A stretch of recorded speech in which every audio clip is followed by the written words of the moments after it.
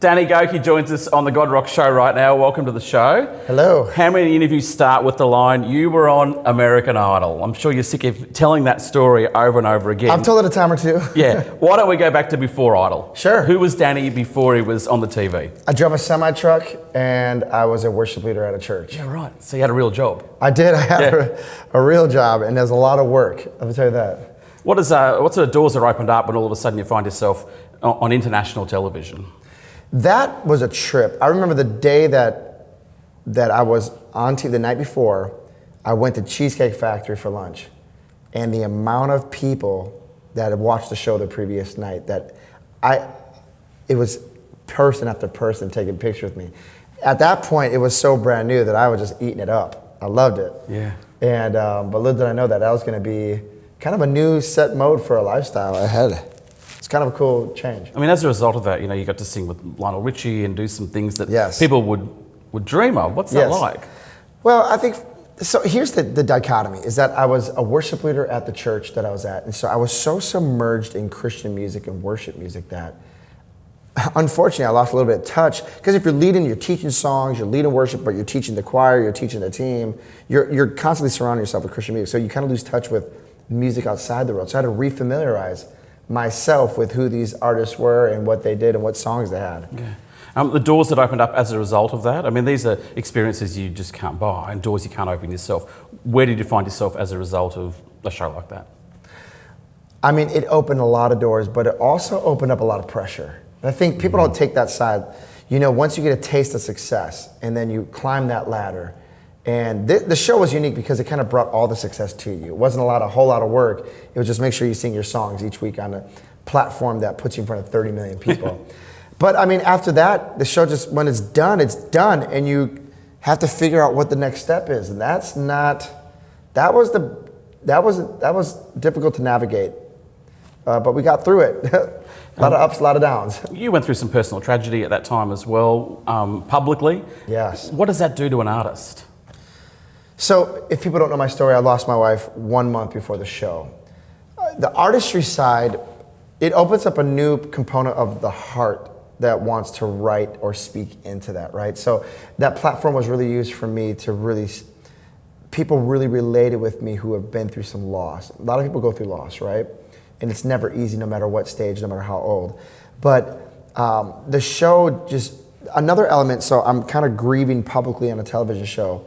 But the other element is that it brought hope to me. So when the loss immediately hit, so I tried a month after the show, but when the loss immediately hit, your world becomes so small because you really have, in that moment I felt like I had nothing left to live for and had to try to find a reason to live. When the show came on the scene and music became a possible career path, all of a sudden the world seemed bigger and not as small. And that really helped the grieving process. You come from a big family. Yeah. You're one of 6 kids. Yep. How does the 5th child get heard? They don't. You don't get heard. And my wife still to this day kind of teases me because my family's very quick-witted, very on the spot, and I'm just like trying to get a word in. Yeah. How does that influence your music then today? How does that influence your stage presence? What's Christmas like when you go back and you're the 5th in order? Oh, Christmas is insanity. I mean, you can barely fit us all into the house. How does it affect the music? I mean, I think you learn to toughen up because when the attention's not on you, you have to learn how to grab the attention and learn how to work the room because there's so many personalities in the room. So I think it helped out a little bit there. You once said that your faith is key to who you are, who Danny Gokey is. So unpack that for me. So grandfather was a pastor, born and raised in church, but God was real to me. So I know a lot of people who are raised in church, right?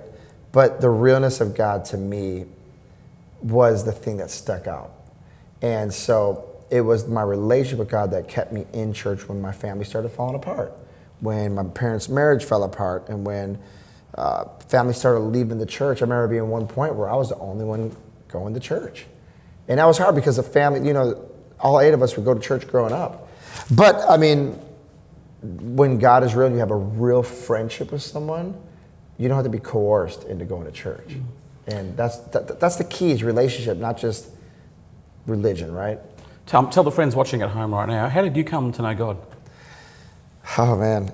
So my story is a little different just because I'm being raised in church. My father was so focused on making sure we knew who Jesus was. So he would take me on little trips to the bank and to McDonald's, like when we were younger. And he would just ask me questions about who God was, who Jesus was. And it was those little seeds that he deposited to make sure that I knew about Christ. And so at a young age, I gave my life to Christ.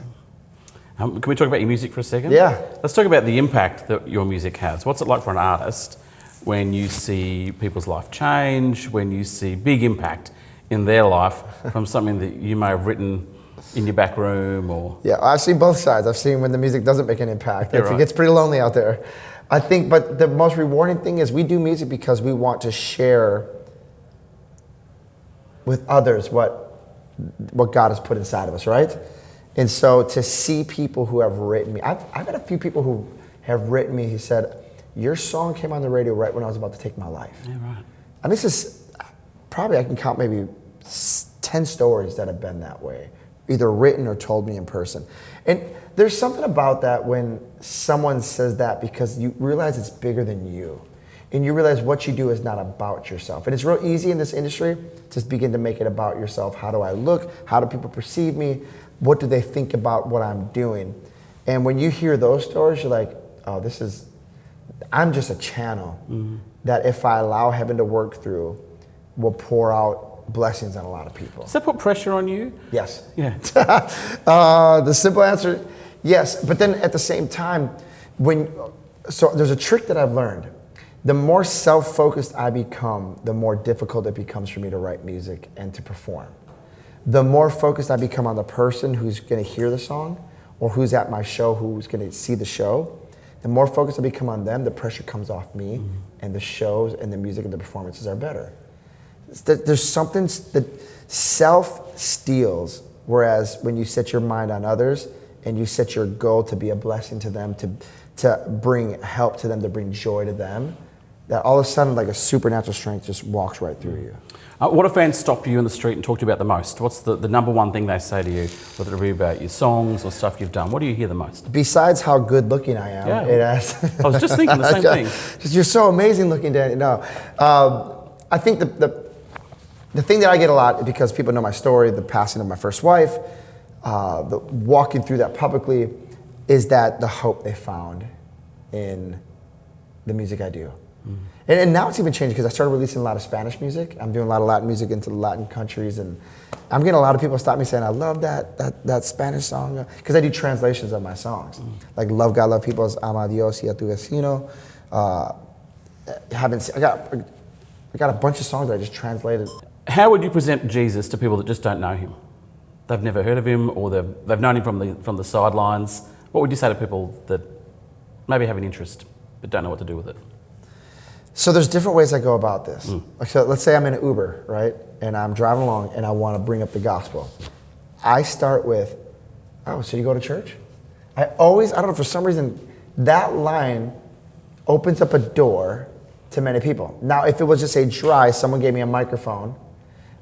So let's say it's not in the setting of an Uber car, in a store, or on conversational. If someone gave me a microphone, how would I introduce Jesus?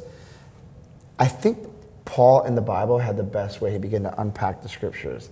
And I know that might be quite a dissertation that can flow from that moment, but I think when you talk about Jesus and you reveal Jesus, faith is revealed in the hearts of the people. So I always think the story of Jesus is the best way.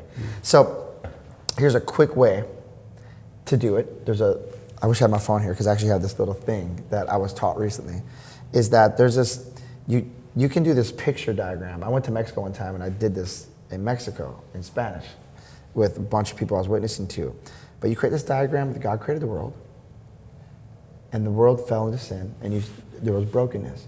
And you start drawing arrows out this world, and out of this path of addiction and sex and drugs and trying to work your way into wealth, it all goes back into brokenness. but then God sent Jesus, and you start drawing the picture. It's like, I haven't done this in a while, but there's this 3 diagram, and it just is so simple to share with Jesus. You can do it in 3 minutes. So I guess there's 3 different ways that I share the gospel, put it that way. I hope I didn't confuse anyone. I love your positivity. Can you give a message of encouragement to people that are tuning in for the first time? Yeah. Maybe even meeting you for the first time. What's your message of encouragement to people who are about to be introduced to your new song or go and find your back catalogue? Yeah, so if people are just introduced to me now and they're getting to know me, I think hope is one of the biggest words that you can identify my story. It's synonymous, is that I've been through hell and back, and God took me through the storm. He's put a new song in my mouth, and I'm joyful and restored. And I guess the message to them is that God can turn anything around and make everything work together for the good. And I like to put that joy and positivity into my music. But if there's something encouraging I can share with people, is that there's always hope. Is that right now you may feel stuck. You might feel that wit's end, like you want to take your life, and you're listening. Can I just tell you, don't cut short that chapter. Our life, the Bible talks about it being like a book. And some chapters we don't understand, but the way you get out of that chapter is you keep turning the page, meaning you keep moving forward. And then you go into the new chapter.